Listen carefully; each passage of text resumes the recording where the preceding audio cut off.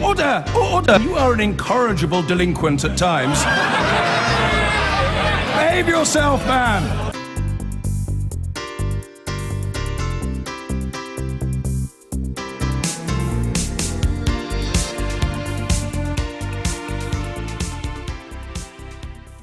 And now, as ever, to the Sunday newspapers. Big front page there on the Sunday Times, a real powerful front page. Turks crush coup. And a rather similar front page on the Sunday Telegraph, perhaps a less powerful picture there. Revenge on the coup plotters. What life holds for those wretched soldiers and so forth, I dread to think. The Mail on Sunday there with a domestic story. They've been talking to David Davis saying, we'll send the EU migrant surge back. And that's EU citizens who tried to come to Britain just before the Brexit cut-off line. A very interesting interview there. And the Observer has, again, the coup. Turkish leader clamps down after crushing army coup bid. It wasn't long ago, you may recall, that we were talking about Turkey joining the EU very soon. I think this makes it much less likely, doesn't it, James? Oh, absolutely. I think the extraordinary thing that we've seen today, I think, in the papers is so much news this week. They've had to compress an awful lot, and they've inevitably had to focus on Turkey. The Mail on Sunday here takes us through the events in quite a nice little picture montage. What's interesting, though, is they all now focus on what on earth happens next. And the great fear... The coup is over. It has been completely crushed. Yes, I think that there are still some reports. There might be some army base somewhere, still a few refuseniks holding out like some Japanese in the jungles after the Second War. But most of the focus now turns on to what happens next and what does President Erdogan do. And the great fear amongst many politicians and diplomats is this sense that he will use this as an opportunity to centralise power, to concentrate more power down in on himself. the media and so on. And there's, in the Mail on Sunday here, there's an extraordinary quote here that they found from Erdogan, where he said this. He said, democracy is like a tram. You ride it until you arrive at your destination and then you step off. You step off democracy. And this idea, so this is the great fear, is that that all the governments, like Theresa May, the British government and Americans, all been saying, well, yeah, we are now in support of, you know, the democratic process. The fear is that Turkey becomes less democratic as a result of what's happened.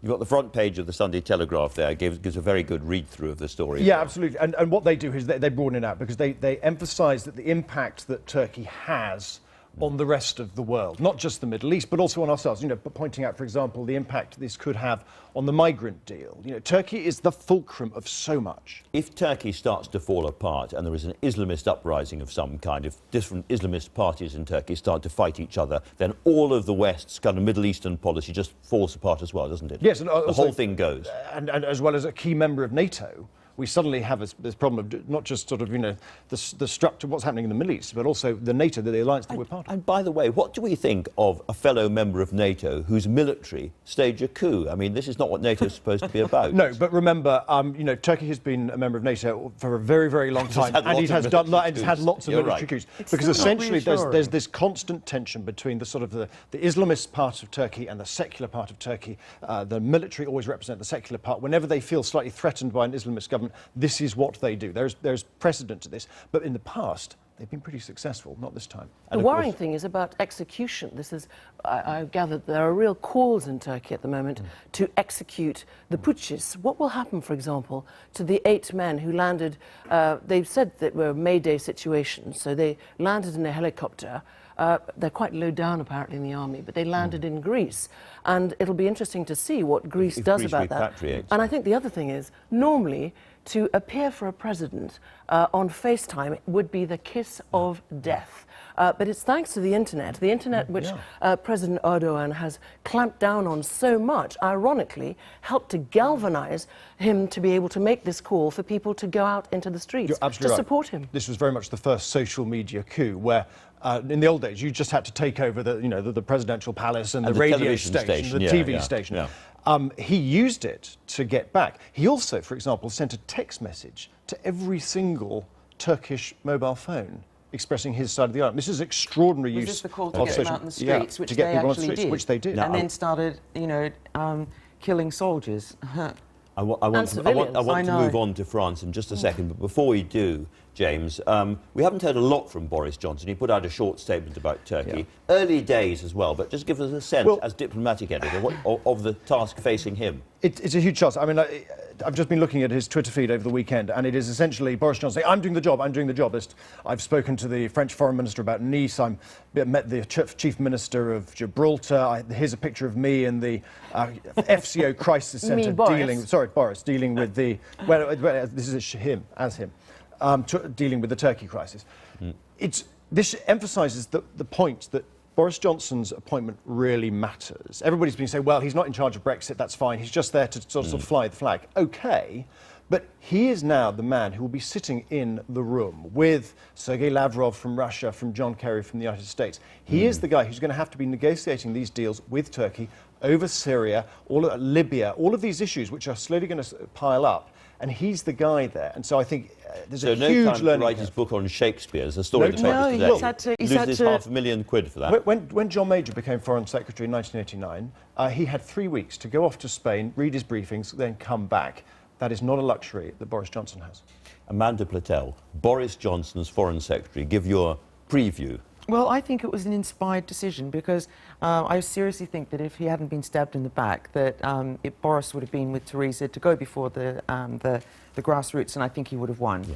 And he's so popular in this country, he's so popular with Tories, that get him out of the country. Don't let him be around. Keep him on an aircraft. Yeah, just keep him on planes, just get him out and then doing photo opportunities. Right. And, and I think that he will, as you say, he's a great face for Britain.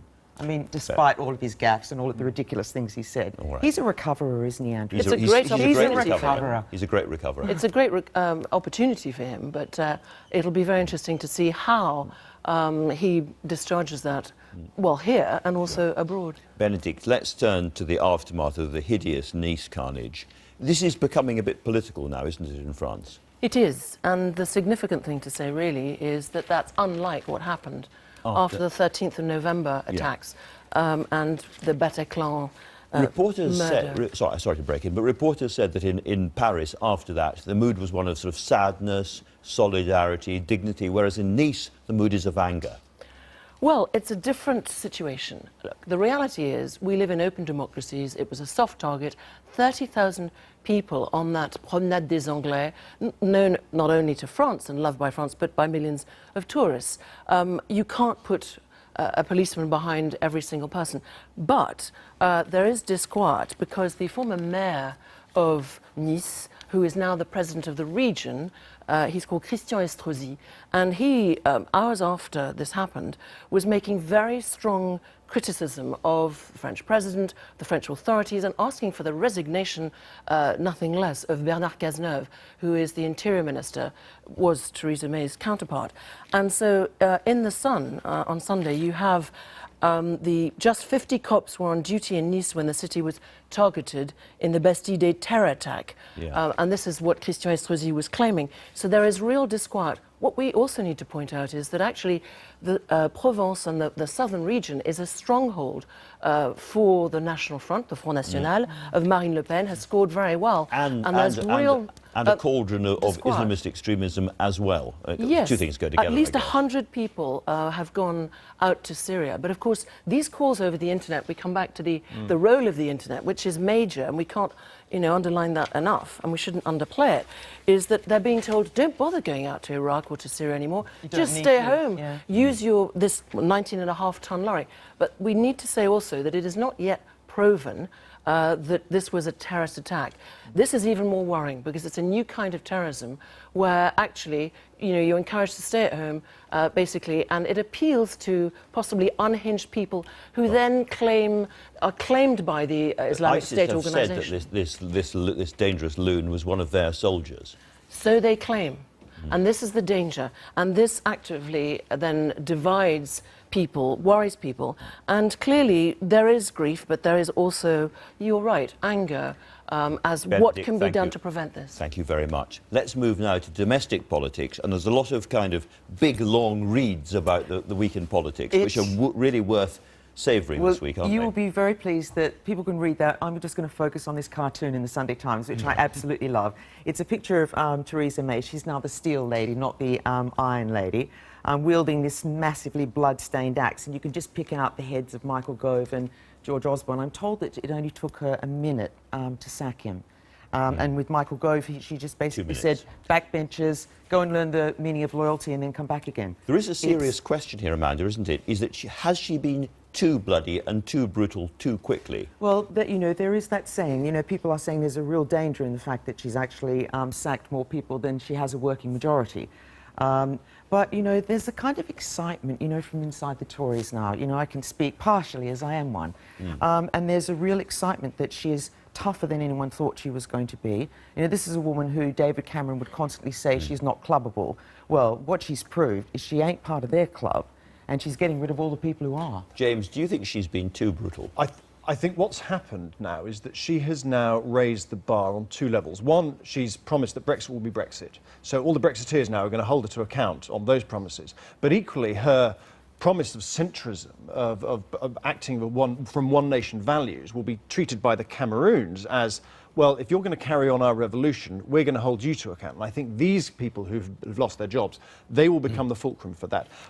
Whether she sacked too many of them, I think ultimately the judgment she's made is I've got to have my own people. These people are going to be disgruntled anyway, whether they're in government or without.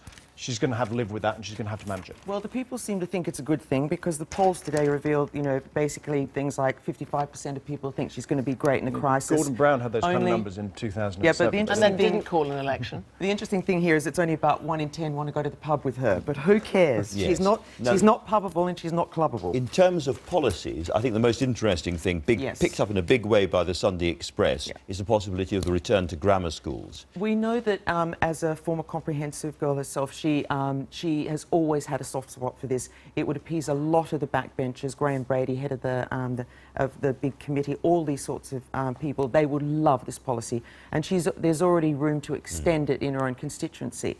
It's a bit flammed, isn't it, this story? But it would not surprise me one bit. And the Tories would love it. And Justine Greening's done an interview, I think, in the Sunday Times, where she kind of hints that she's interested in the idea without actually saying that she'll go. Well, perhaps she can do more than hint when you speak to her a little later. She says, I don't want to set any hairs running. We hope to have a few hairs lolloping across the studio by the end of the conversation. Benedict, is this British political crisis playing still big in France? Or huge. Yeah. There is complete fascination. Well, first at the brutality of the politics, the swiftness in the transition.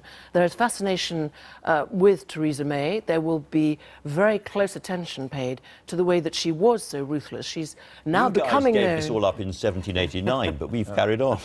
Well, you have, and yet it's quite extraordinary how being and reporting sort of for hours and hours, fascinatingly seeing Mr. Cameron exit with his family, seeing Theresa sweep in, and her speech, which very much picks up on the Monday only speech that she gave in the end of the campaign on that social justice side. There is some trepidation at how she, the chief negotiator, is going to want to go about Brexit. Well, she talked very soft, didn't she? And it seemed to be very heartfelt. And then suddenly the guillotine comes down, you know. Absolutely.